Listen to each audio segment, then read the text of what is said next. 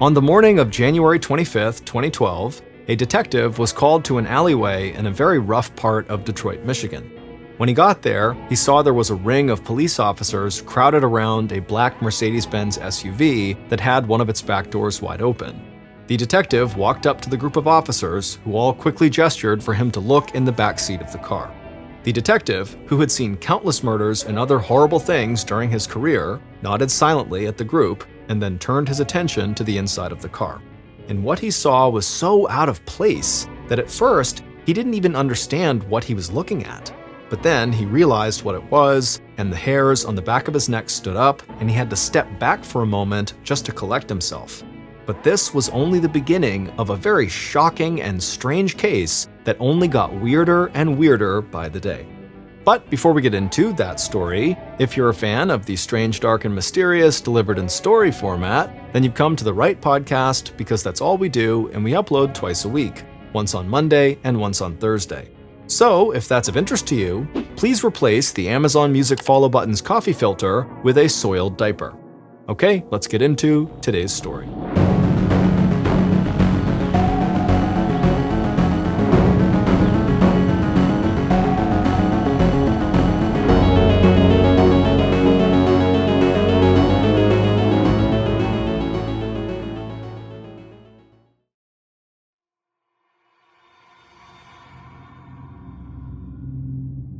On an afternoon in January of 2012, 56-year-old Jane Beshara and her husband Bob were standing in the front yard of their large 5-bedroom, 2-story home in Grosse Pointe Park, a wealthy suburb of Detroit, Michigan.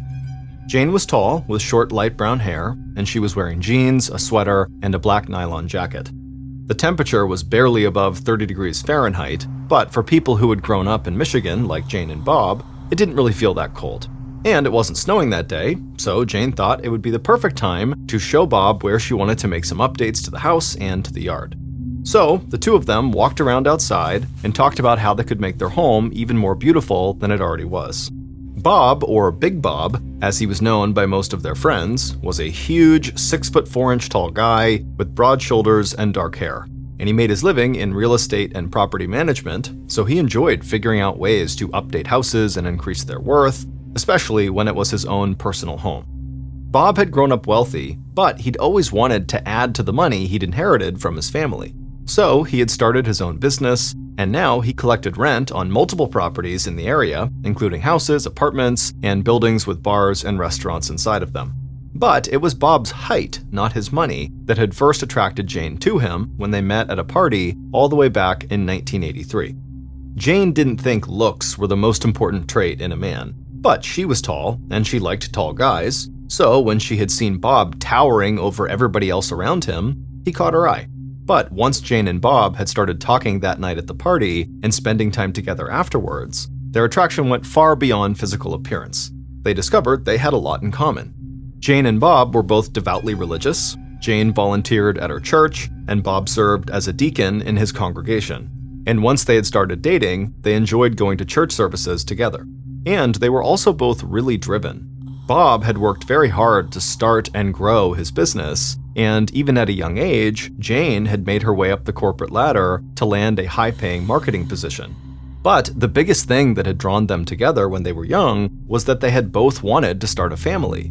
And so, after dating for about 2 years, Jane and Bob had gotten married, and not long after that, they had 2 kids, a son and then a daughter. And then Jane and Bob, along with their 2 kids, had moved into their dream home in Grosse Pointe Park. But now, both of their kids were out of the house. Their son had moved away for work, and their daughter had recently gone off to college. And so Jane and Bob were now adjusting to their new lives as empty nesters. And so they tried to find other things to focus on.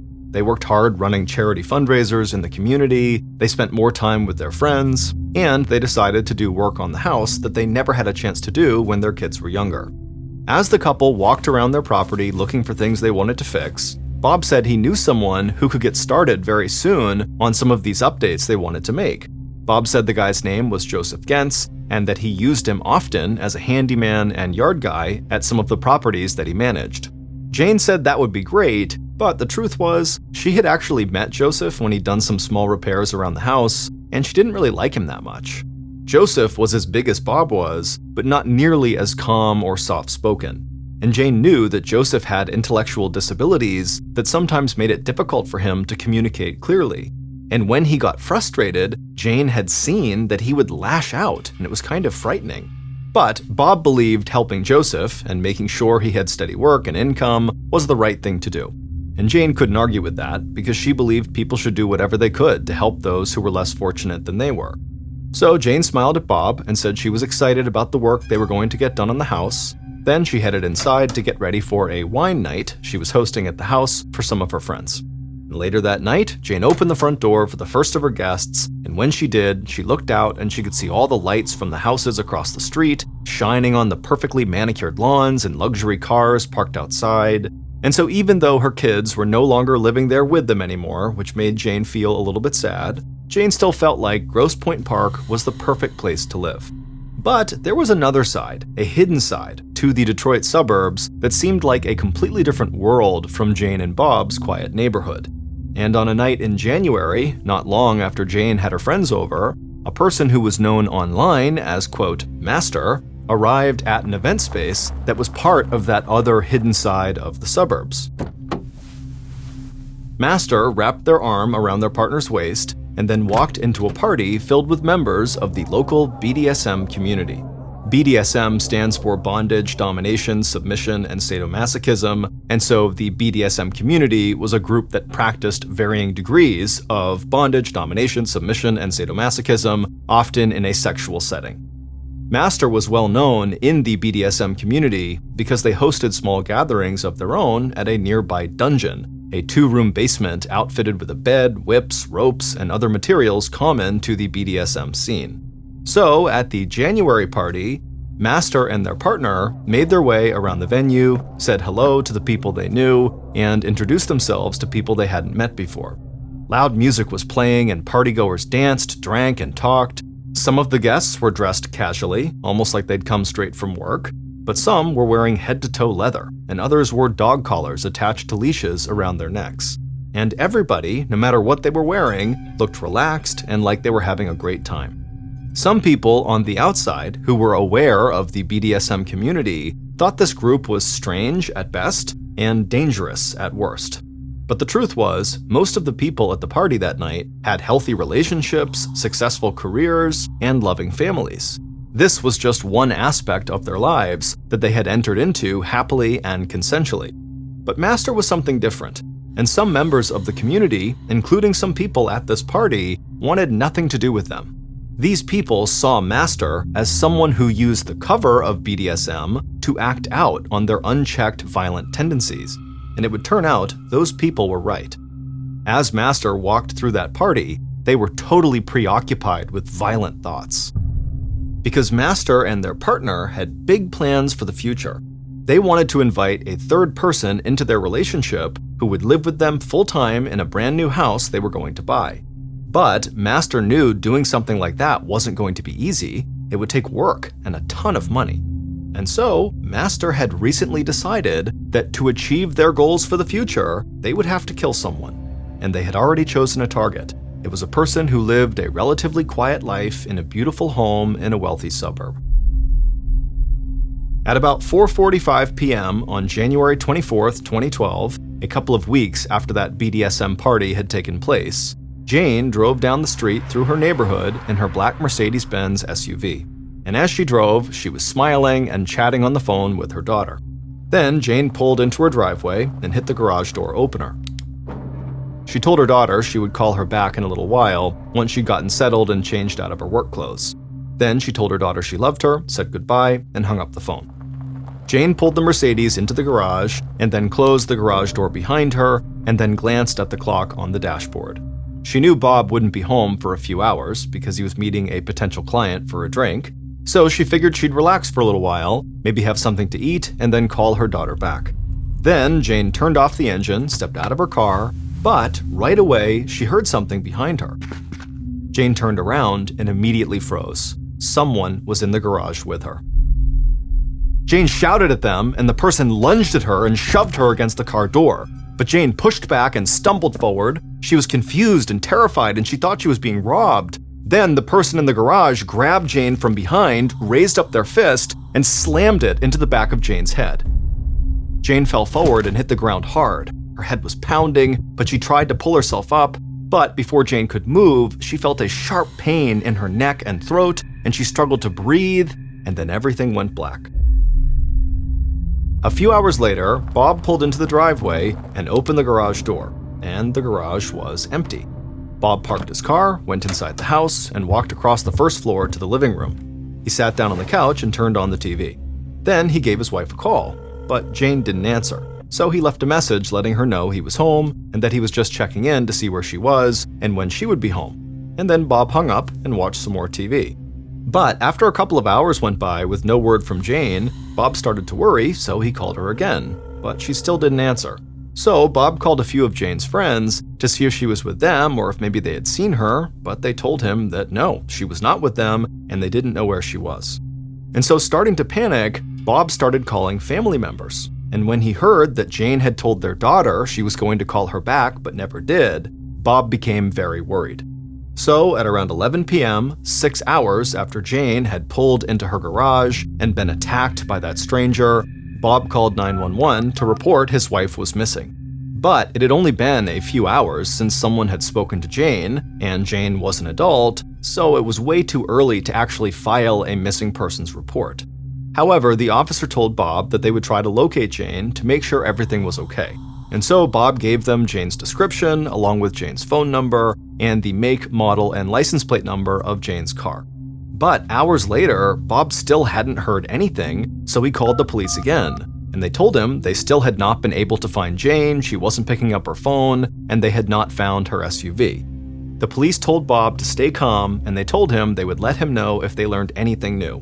But when Bob hung up, he couldn't calm down, and he ended up staying awake most of the night waiting to hear something. But by the time the sun rose on January 25th, Grosse Pointe Park police still had no idea where Jane Bashara was. On the morning of January 25th, about 9 hours after Bob had first called the police, a tow truck driver was cruising the streets in an old neighborhood in East Detroit. Over the years, this neighborhood had become a popular spot in the city for drug dealers to do business, and it was seen as a hub for heroin users in Detroit. Because of that, a lot of the houses in this area had been abandoned, and people also often abandoned cars in this part of the city. And that's why the tow truck driver had made it a point to drive through the neighborhood every once in a while. So the driver scanned the streets from his truck, looking for cars he might be able to tow, but nothing really jumped out at him. But then he turned onto a side street and he drove past an alley, and when he did, he slammed on his brakes. He looked out his window into the alley and was shocked at what he saw: a beautiful black Mercedes-Benz SUV. The tow truck driver was used to finding cars stranded in the area, but he never saw cars that cost as much money as the one he was looking at. So the tow truck driver pulled his truck into the alley and parked close behind the SUV. Then he grabbed a pad of paper and a pen, and he wrote down the license plate number. Then the tow truck driver called his boss and told him about this car, he gave him the license plate number, and then he asked if he could go ahead and tow the vehicle. But the tow truck driver was shocked when his boss abruptly shouted at him to stay right where he was and not do anything. The tow truck driver asked what was going on, and his boss said the cops were looking for that car, so he just needed to stay there and not touch the car. The driver said he understood and hung up. And then, minutes later, the tow truck driver heard police sirens blaring through the neighborhood, and soon his truck was blocked in the alley by multiple police cars. The tow truck driver tried to stay calm as a police officer with the Detroit Police Department approached the tow truck. The driver knew he had not done anything wrong, but he'd also never had police swarm around a car he was trying to tow. So the driver got out of his truck, he answered some basic questions from the cop, and said he'd been cruising around when he saw this car, and he made it clear that he had not done anything other than take down the license plate number and call it in to his boss. The police officer thanked the tow truck driver and then walked down the alley towards the Mercedes. Then the police officer leaned in close to the back window on the passenger side, and he shielded his eyes with his hands to cut down on the glare. And when he got a clear view of the back seat of this car, he immediately yelled out for the other police officers to come over and take a look. And soon after, they got the car door open and stared at the back seat in disbelief. There on the back seat was a badly bruised and beaten dead body. But the body looked like it had been posed. The victim was on their knees with their face down on the seat, and a black nylon jacket had been put on the body backwards, so it looked like the victim was wearing a straitjacket. Once the officers got over the initial shock of what they had found, they proceeded to search the entire car. And during this search, they found an open purse lying on the front passenger seat floorboard. The contents of the purse had spilled out, and they quickly found a checkbook, credit cards, and a driver's license. The victim in the back seat was Jane Bashara.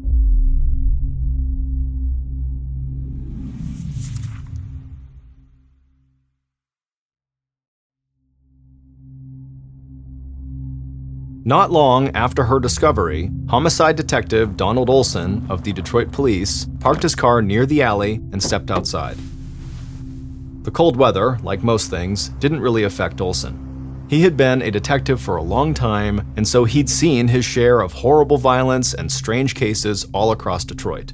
So, as he approached the officers who had first arrived on the scene, he didn't really expect to see or hear anything that would rattle him. But when Olson looked into the backseat of the Mercedes and saw Jane's body in that pose, he admitted he was shocked by it. And it wasn't just because of the pose Jane had been found in. Detective Olson just couldn't understand how a wealthy, middle-aged woman from Grosse Pointe Park had ended up dead in a neighborhood in East Detroit that was known for drug deals and heroin use. Soon after Olson's arrival, the alley was blocked off with crime scene tape and filled with police. Olson's initial take was that Jane's death had not been a part of a robbery because her credit cards and checkbook were left behind in clear view inside of her car. But Olson wanted to wait for more information before he started forming any theories. And so, as forensics experts took blood samples and fingerprints from Jane's car and her body, Olson stepped away and called the Grosse Pointe Park Police. And that police department was about as different from the Detroit police as possible. While Detroit cops had dealt with close to 400 reported homicide cases during the previous year, Grosse Pointe Park hadn't had a single reported homicide in about a decade. So when Olson called to tell them that Detroit police had found a murder victim who was a Grosse Pointe Park resident, the officer on the other line was stunned. Then Olson said they needed to inform the victim's husband, Bob Bashara. And Olson said he would drive out to Grosse Pointe Park to accompany the officer delivering the news to Bob's house. Olson knew the small suburban police department would not have dealt with a case like this before, so he wanted to be there when Jane's husband was given the news. Because Olson knew the first place to start with a homicide like this was almost always with the spouse, even if it was just to rule them out. So Olson got in his car and drove from the neighborhood in East Detroit where Jane had been found to Grosse Pointe Park. The drive only took him about 20 minutes, but as Olson looked out at the huge homes and the fancy cars lining the streets, he felt like he might as well have traveled to a different planet. At around 10:45 a.m., almost 2 hours after Jane's body had been discovered, Detective Olson and an officer from the Grosse Pointe Park Police walked up to Bob and Jane's front door. But before they could even ring the bell, the door swung open and Bob stepped outside. His hair was a mess and his eyes were bloodshot, and the first thing he said to them was he had been waiting all night to hear anything from the police, so what's going on? But then Bob noticed the looks on Olson and the other officer's face, and immediately he just dropped his head and slumped over. Olson gently asked if they could come inside to talk, and Bob nodded. Then Bob turned around and slowly led them through the entryway into the dining room, where they all sat down at a long dining room table. Then Olson looked at Bob and in a quiet voice said Detroit police had located his wife's car and they had found her body inside. And even though Bob was obviously shaken up, his reaction to this was to immediately start recounting all the events of the previous day, telling Detective Olson where his wife had been and where he had been. Olson thought this was a strange, somewhat defensive reaction, but he knew from experience, people reacted very strangely to horrible news like this. And when Bob finally slowed down and stopped talking, Olson just said he was very sorry for his loss and that he did not want to impose right now. But he asked if Bob would be willing to stop by the Grosse Pointe Park Police Department the following day to answer some questions. Bob said he would definitely do that and that he was willing to do anything they wanted to help them figure out what happened to his wife. Olson and the other officer told Bob again how sorry they were, and they thanked him for taking a few minutes to talk to them, and then the officers walked out of the house and headed for their car. And once the police were gone, Bob was forced to call his kids and his family to tell them the horrible news. And as Bob made these very difficult calls, word began to spread through Grosse Pointe Park that Jane had been found dead in the backseat of her car in East Detroit, and it sent the town into a sort of shock. People couldn't believe that this had happened to someone who had been so well liked in such a vital part of their community. And a lot of people who heard the news and who talked to Bob made it clear they wanted to come together right away to do something to honor Jane. And so that evening, Bob stepped out of his house and took part in a huge candlelight vigil right in his front yard to honor his wife. And that night, scenes from this candlelight vigil made it onto the news, and Detective Olson realized by seeing the images just how much of an impact Jane's death had had on her entire community. And so he hoped he would be able to bring the case to a quick close so they could all start to heal. On the same night as this candlelight vigil, so January 25th, which was the same day that Jane was found in East Detroit, the person known online as Master grabbed their phone and called their partner. Master told their partner to come over to their house so they could discuss the big plans they had been making for the future, bringing a third person into their relationship and buying a new home together. But their partner seemed upset and distant, and for a minute, Master started to worry. They were sure they had never mentioned their thoughts about killing someone to their partner, but now they wondered if somehow they had slipped up, and if their partner suspected that they had something to do with the murder that was now all over the news. And so Master asked their partner one more time to come by the house, but their partner flatly refused and hung up the phone not long after. And so Master just sat there in silence for a moment, trying not to panic, because all that was going through their mind was, if my own partner thinks I might have killed someone, isn't it just a matter of time before the police think the same thing? The following morning, so on January 26th, one day after Jane's body had been discovered, Bob followed an officer through the Grosse Pointe Park police station to a small interrogation room. Bob walked across the brightly lit room with stark white walls, greeted Detective Olson and the other officer he'd seen at his house the day before, and then took a seat at a small table that was pressed up against the wall. Olson sat down next to Bob and thanked him for coming in. Then Olson asked Bob if he had been able to think of anything that might help them, or if he knew of anyone who might have had a grudge against Jane. But Bob said he couldn't think of anything because none of this made any sense to him. He said Jane was well loved in town, at her job, at their church, and as far as he knew, she had never even driven to that part of Detroit where she was found. And so Bob just kept saying over and over again that really none of this made any sense. Olson said he understood, but then he leaned across the small table and looked Bob dead in the eye, and then Olson said he knew every marriage had its problems and that husbands and wives often kept secrets from each other. And Olson said he wondered if maybe there was something going on in Jane's life that Bob might not have known about. But Bob just started to look confused, and he told Olson that he and his wife had been together long enough that they basically told each other everything that was on their minds. And if there was something he didn't know about her, it would have been something really little that had no bearing on anything. But then Bob stopped himself mid-sentence and he started shaking his head. So Olson leaned in even closer and asked Bob if he'd just remembered something. Bob looked up at Olson and then looked back down at the floor. Then he said he didn't want to talk badly about his wife, especially now that she was gone. But Olson said if he had information that could help the investigation, he needed to tell them. And so Bob nodded, took a breath, and looked back up at Olson. Then he said Jane did have a secret that she didn't keep from him, but that she did keep from almost everybody else. He said Jane smoked marijuana. At the time, marijuana was illegal in Michigan, so Bob knew Jane would have to meet with a dealer to get her supply. But Bob said he never pressed Jane about where she went or who she got her drugs from. Detective Olson immediately thought to himself there had to be a bunch of different places a wealthy suburban woman could score some weed from before she ever had to go to East Detroit to get it, but he didn't want to rule anything out. And for all he knew, maybe Jane did have other secrets she was hiding from her husband or from other people around her. So, after asking Bob a few more follow-up questions, Detective Olson thanked Bob for coming in to talk to them again, and then he also asked if Bob would be willing to submit to a DNA test, and Bob said of course. And so, while another officer prepped Bob for his DNA test, Olson headed out of the police station in Grosse Pointe Park and made his way back to Detroit. And now he planned to look into the possibility that Jane had been in East Detroit buying drugs. But before Olson could pursue this new potential lead, he got some news that would change the entire investigation. Based on evidence found in and around Jane's car, along with cell phone tracking data, the forensics team came to believe that Jane had not been killed in East Detroit. Instead, they thought the murder had taken place in Grosse Pointe Park, and then Jane's car and body had been driven to East Detroit and then abandoned there.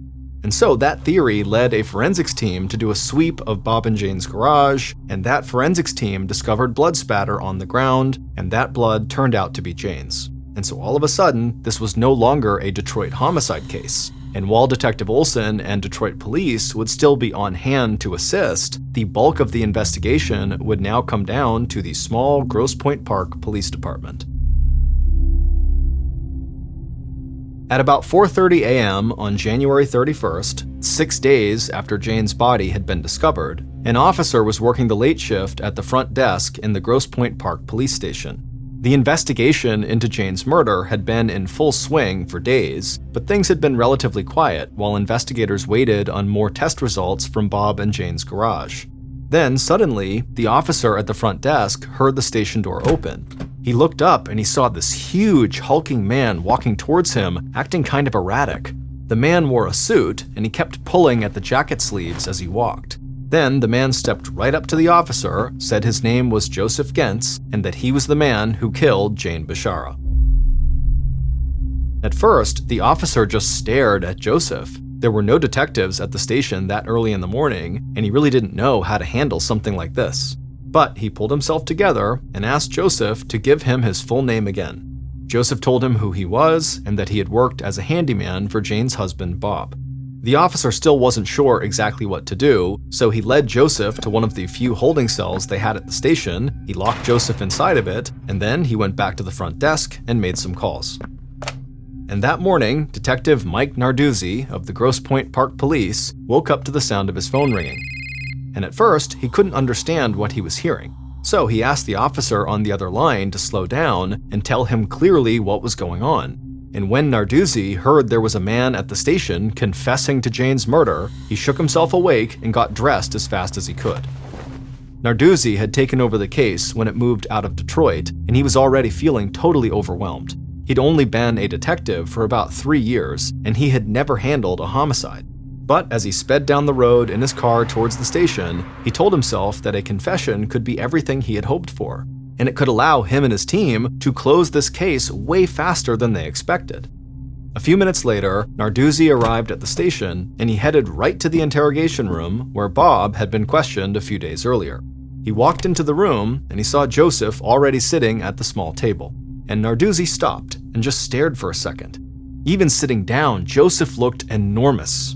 But Narduzzi put on a smile, introduced himself to Joseph, and then sat down at the table with him. Then Narduzzi asked Joseph to explain what he knew about Jane's murder. And Joseph told Narduzzi that he had done a bunch of work for Bob at his different properties, and so that's how he knew the Basharas. And then Joseph started explaining how he had killed Jane step by step. But then suddenly, Joseph stood up and started unbuttoning his dress shirt. Narduzzi asked him to sit down, but Joseph lifted up his shirt and showed scratches on his chest and stomach, and he said that was where Jane had fought back. Then Joseph started pacing around the small room and saying something about money, and Narduzzi kept trying to get Joseph to sit down and stay calm because he couldn't figure out exactly what Joseph was even talking about.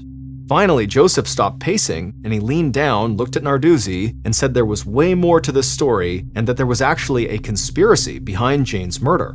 But when Narduzzi asked for more clarification, Joseph just couldn't really explain what he was saying.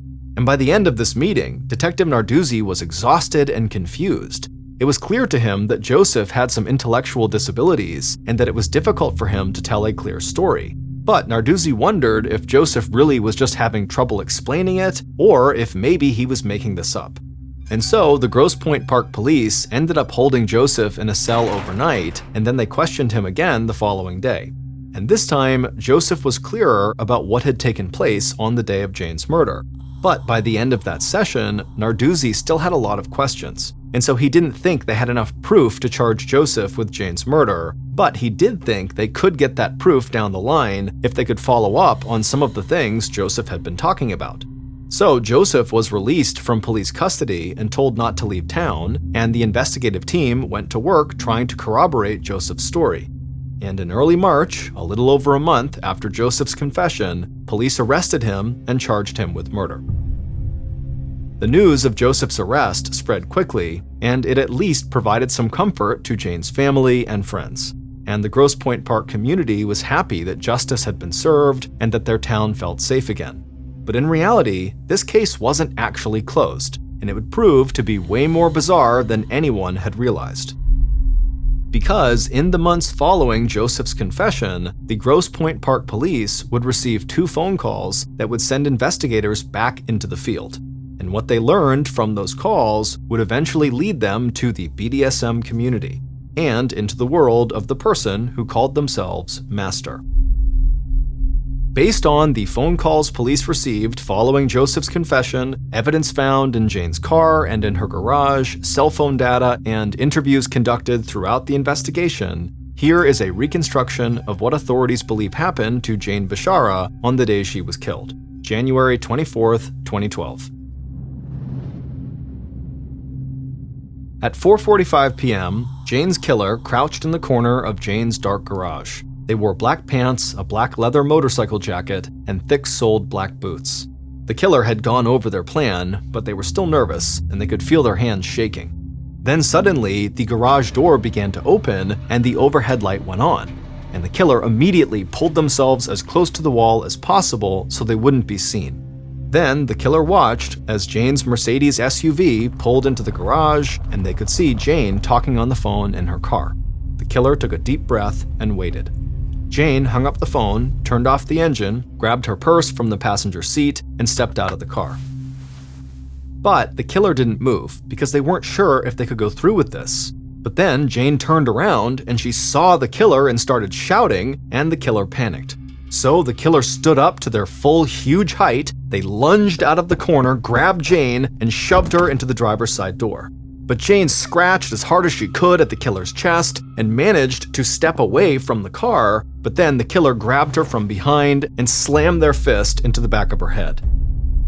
Jane's purse dropped from her hand and she fell to the ground face first, and then she began pleading for help and trying to pull herself to safety. But the killer immediately dropped down to the ground right on top of Jane's back, and they wrapped their huge hands around her throat.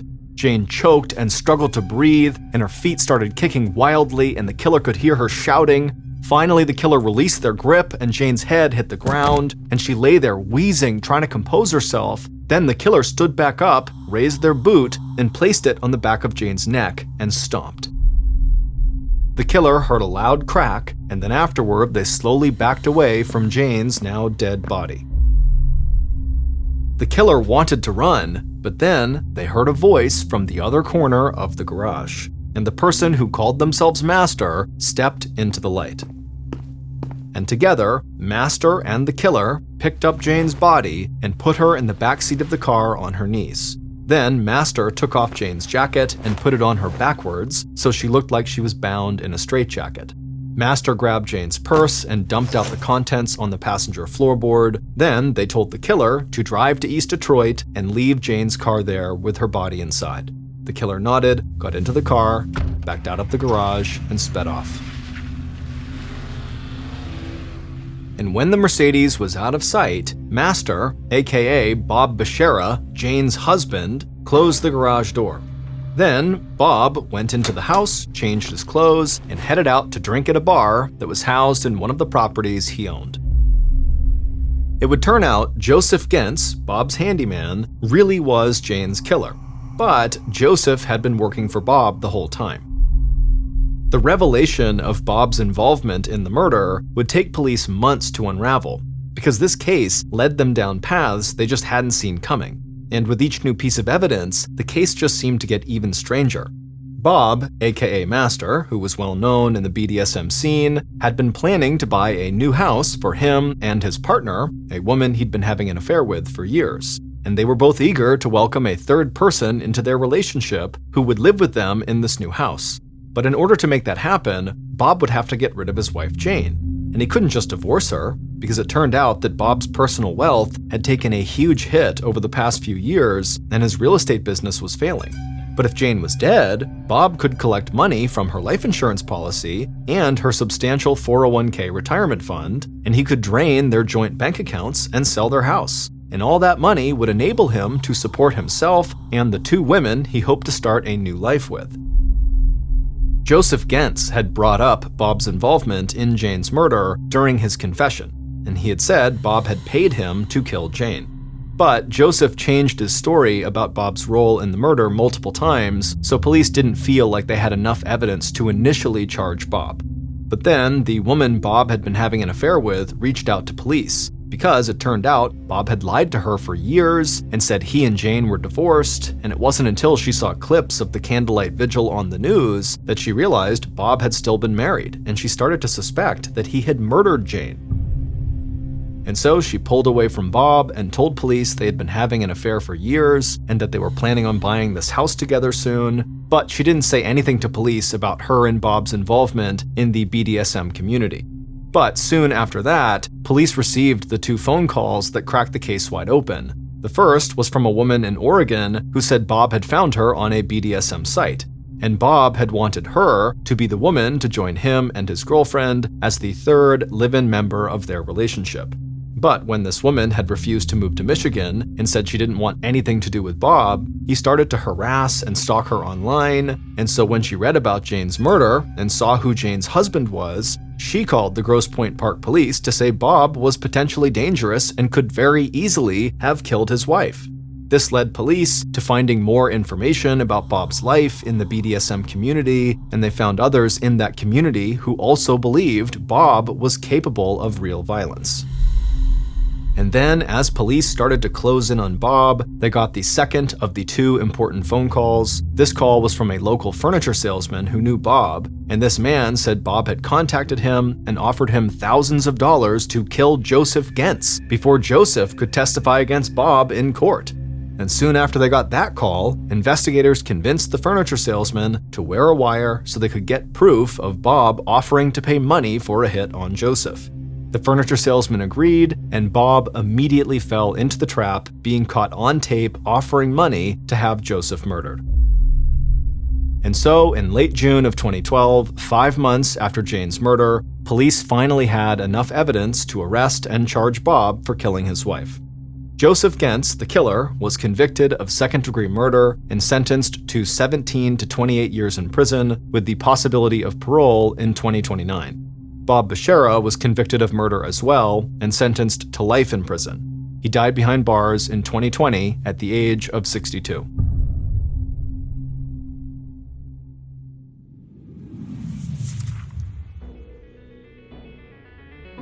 Thank you for listening to the Mr. Ballen Podcast. If you enjoyed today's story, be sure to check out our YouTube channel, just called Mr. Ballen, where we have hundreds more stories just like this one, many of which are not available on this podcast. So that's going to do it. I really appreciate your support. Until next time, see ya.